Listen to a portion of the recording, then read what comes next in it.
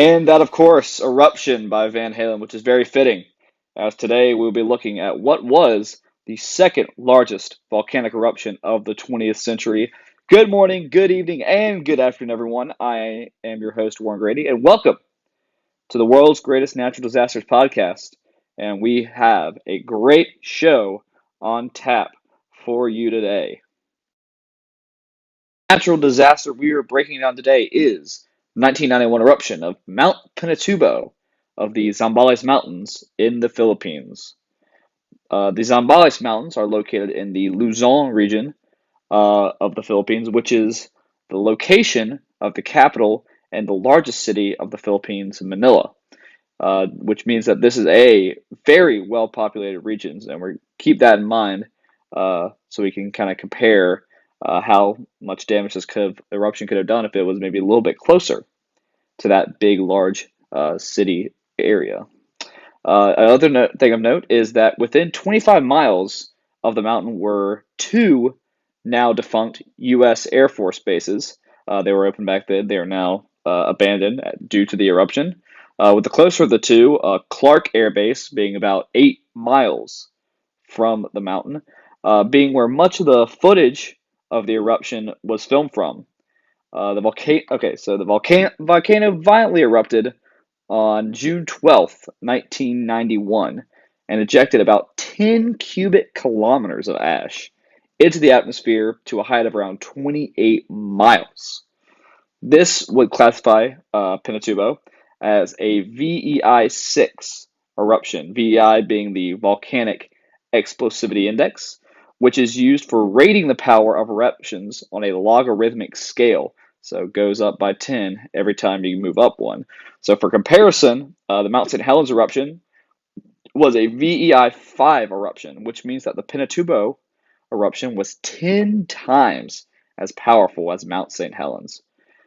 And that's just crazy because if you think of Mount St. Helens, that was such a large, powerful eruption that we in the United States got to experience, and that it's hard to imagine something 10 times as powerful as that.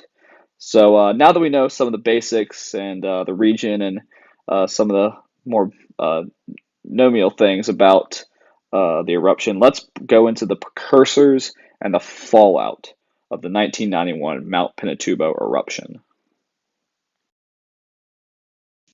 So the first thing that we need to understand about the eruption comes about 1 year, a whole calendar year before the eruption on June 12th, 1991. And that would be on July 20th, 1990, a 7.8 magnitude earthquake rocked the Philippines, absolutely rocked it, with the epicenter of it being just 60 miles northeast of Mount Pinatubo. So this earthquake, shook up the ground all around the region and just kind of created chaos, if you will. And underneath the volcano, there's a magma chamber, which is what forms these volcanoes.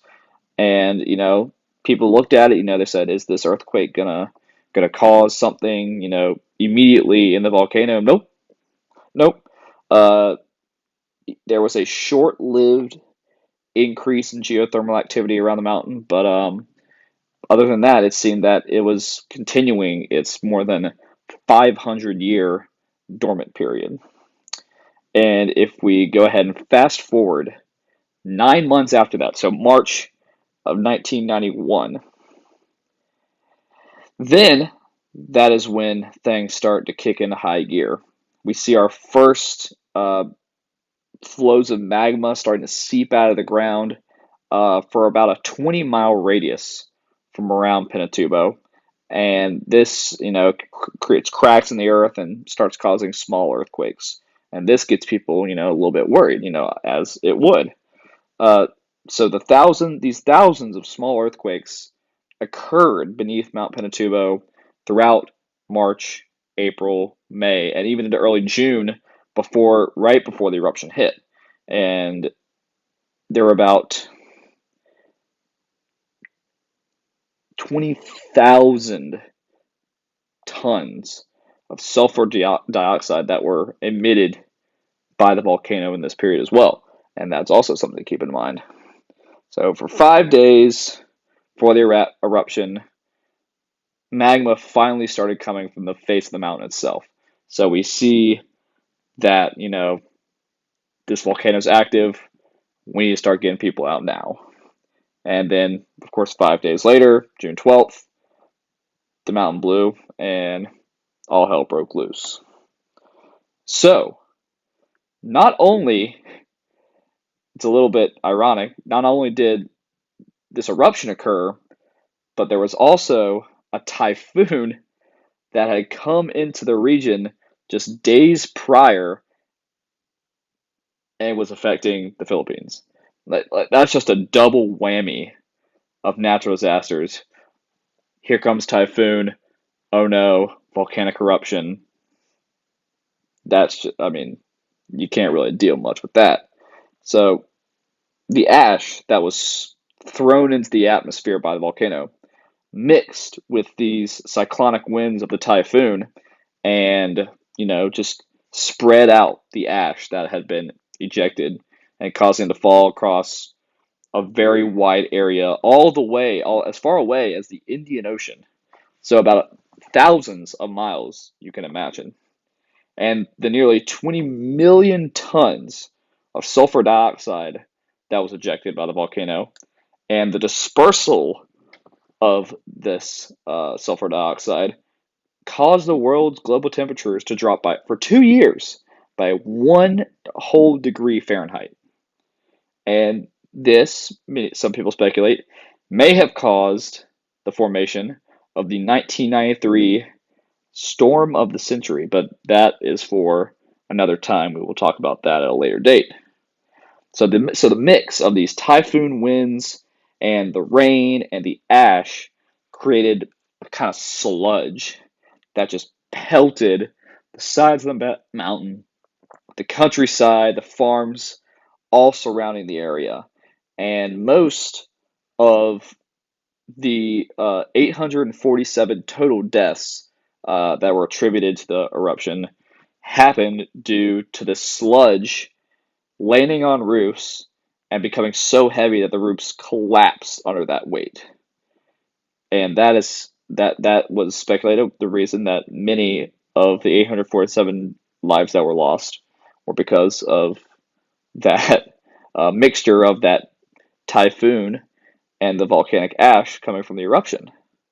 But fortunately, scientists from the Philippine Institute of Volcanology and Seismology, as well as their colleagues from the United States Geological Survey, had forecasted Pinatubo's 1991 eruption, and they got to start evacuations early, getting more than 5,000 people out of the area in time of the eruption and saving at least $250 million in property damages. But overall, the eruption still cost over $700 million in damage, $100 million of that being to damage to 16 aircraft that had been flying in the region at the time, about $250 million in property damages, and the other $350 million being a combination of agriculture, forestry, and land surrounding the region. So about 200,000 people were evacuated from the area around Pinatubo, from the lowlands, the farmlands, before, during, and after the eruption. And they have since, some of them have permanently moved, some of them have gone back to their original homes, but those lowlands are still facing the threats from the lahars created by the volcano that just buried towns, villages, farmlands, and you can't recover some of those farmlands because nothing grows in that, volcanic ash and mixture of everything, and so most of that land is unusable by the people that were on it before. In addition to that, both of the U.S. air bases, of course, evacuated. They had to get all of those civilians and military personnel out. They were evacuated at Guam because there was, no other military base that could support them because of not only, this volcanic eruption, but the typhoon that was occurring at the same time. So they had to fly them all the way to Guam, which was thousands of miles across the Pacific Ocean. So in addition to all these people losing their livelihoods, um, reforestation projects that had gone on around the mountain at the time were just destroyed by the eruption, with a total area of 150 square kilometers just being decimated. It's about 37,000 acres of land just demolished. And alongside that was the agriculture of the region, which had been a very large part of the GDP of the Philippines, about 10% of which came from the agriculture produced in that region. So about 800 square kilometers or 200,000 acres of rice farmland was destroyed. About 800,000 heads of livestock and poultry were killed and destroyed the livelihood of about thousands of farmers. And you just can't imagine just the destruction and what those people could have gone through at that time. And so the overall estimate of the cost of the agriculture damage was around 1.5 billion Philippine pesos, which I'm not sure exactly what that equates to in US dollars, but it's a lot. You can imagine that all that land, not going to be able to get that back. But the farmers were the only people that were affected. The area, of course, was a large farming region, but there was an indigenous people, the Eta people, that lived on the slopes of the mountain. And you can imagine those people have been there for thousands of years. Now, eruption comes, destroys their villages, destroys their homes. They can't go back. And so many of them had to relocate to these low-lying areas and had to, find jobs as farmers or, you know, find some other ways of supporting their livelihoods because now they're having to, possibly pay for to live. And that it's just incredible that, this could happen to a group of people that had no idea probably that this was coming until they were told. So the now thankfully dormant volcano has become somewhat calm. There have been reports that recently that there have been a lot of small earthquakes coming from underneath the volcano, but it's a very seismically active region, so don't read into it too much. But a lake has now formed in the crater from the blast, and that has obviously collected water since then, has become a lake, Lake Pinatubo, and feeds many of the rivers of the surrounding region that farmers use for irrigation. So the volcano takes, volcano gives back, and although uh, there's mostly calm now, if you get a heavy rain in that area, it can displace mass amounts of land and lahar that had dried and can still cause a lot of damage to the farmlands to this day due to just the sheer amount that is there. And it's so important to remember that these kind of disasters, and that shows that it's imperative that we, continue to innovate scientifically and find new ways, to warn people and to get people out of these situations and try to minimize the damage and minimize the loss of human life just as much as humanly possible. But other than that, thank you so much for tuning in to this episode of the world's greatest natural disasters podcast. I look forward to seeing you all next week, where we will talk all things hurricanes with my good friend Jim Cantori of the Weather Channel. Stay safe, everyone, and always remember, be natural.